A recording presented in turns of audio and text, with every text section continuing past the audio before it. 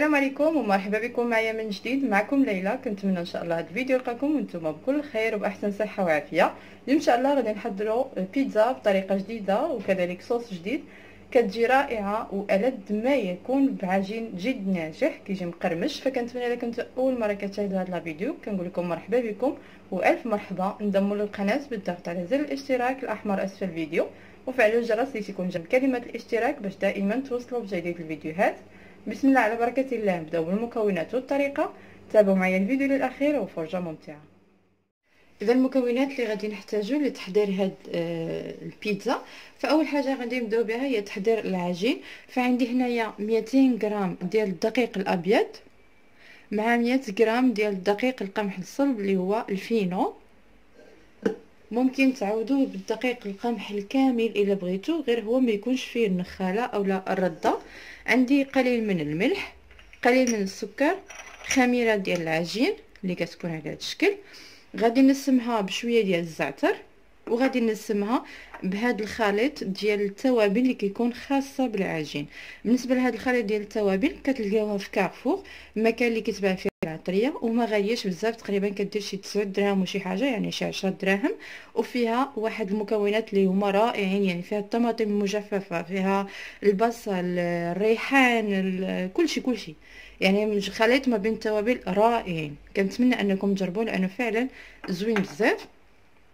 عندي كذلك الماء دافئ للعجن. هادو هما المكونات بالنسبه للعجين. غندوز باش نحطها تتعجن. فغنضيف السكر، الملح وخميره العجين. طبيعه الحال نضيفوها الجهه اللي فيها السكر، ما نضيفوهاش في الجهه ديال الملحه. غنضيف هاد التوابل واحد الكميه بسيطه، تقريبا واحد المعلقه صغيره، كتعطي واحد النكهه رائعه. غنضيف قليل من الزعتر وكميه من الماء ونوضع هذا الخليط كامل كيتعجن حتى كتنسجم هذا العجين. غادي نضيف ليها شويه من زيت الزيتون باش كتعطينا واحد القوام زوين لهذا العجين، تقريبا واحد المعلقه كبيره. صافي غادي نحط العجين فوق العجانه باش يتعجن ونعاودو نتلاقاو.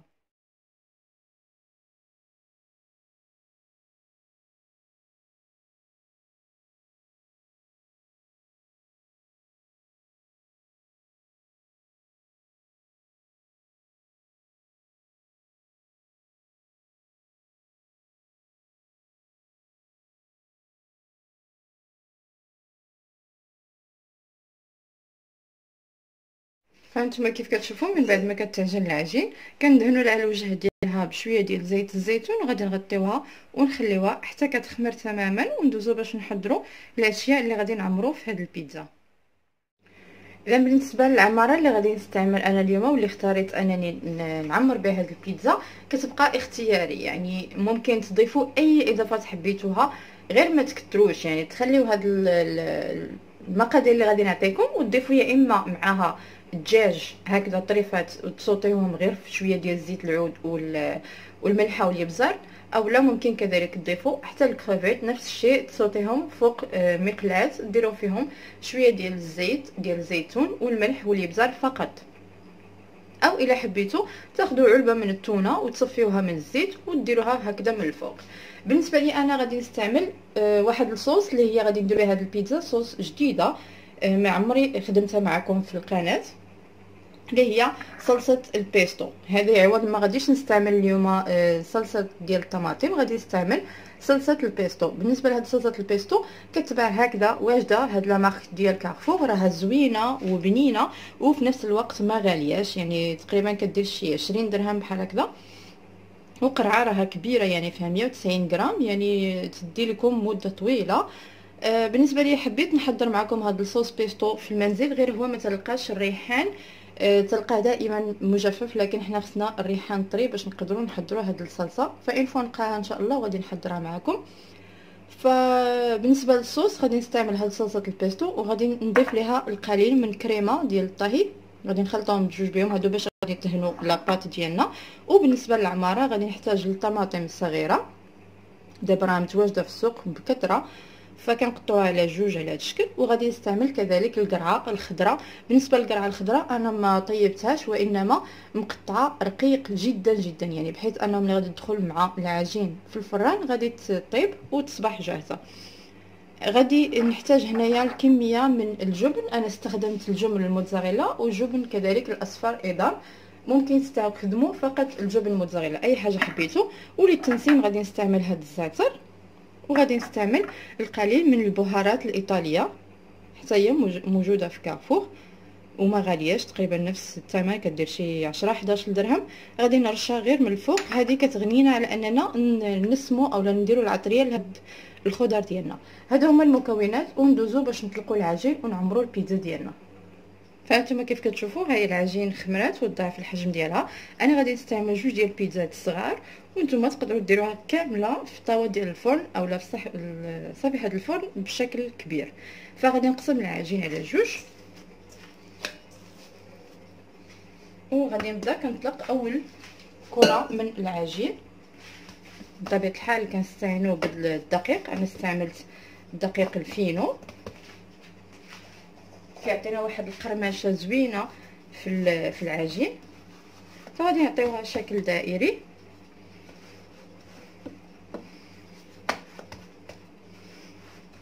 كنقادوها ونطلقوها مزيان على هذا الشكل، وكنديروها في الصفيحه ديال الفرن. عاد غادي نبداو نعمروها. فمن بعد ما كنوضع العجين في الصفيحه ديال الفرن غادي ناخذ كيف قلت لكم هاد الصلصه ديال البيستو لذيذه بزاف واحد الدرجه ما تخيلوهاش. فكناخذ كميه على هذا الشكل، وغادي نصب عليها كميه من الكريمه كيف قلت لكم ديال الطهي على هذا الشكل. غنخلطوهم بجوج مع بعضياتهم ونوضع الخليط. تقريبا كنضيف غير معلقه كبيره ديال هاد الكريم فريش ديال الطهي، كنخلطوهم على هذا الشكل. فوالا، وغندوز نوضع هذا الخليط فوق هذا العجين ونمررها بهذا الشكل.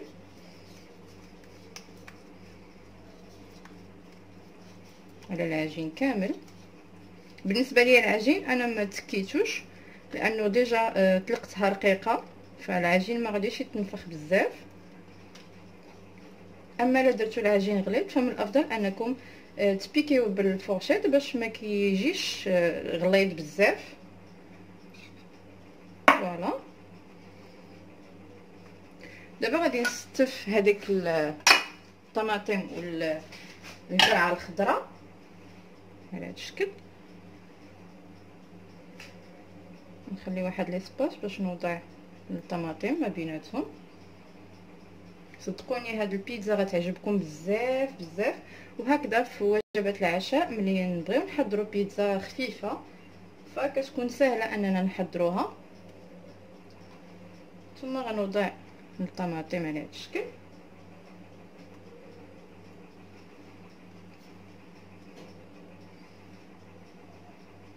صافي غادي ندخلها للفران. ما غاديش ندير الفرماج دابا، غادي ندخلها للفران حتى كتبدا كطيب هذيك العجينه وهاد الخضر اللي كاينه هنا من الفوق. عاد غادي نضيف ليها الفرماج ونعاود ندخلها مره اخرى باش كيتحمر لينا هذاك الفرماج.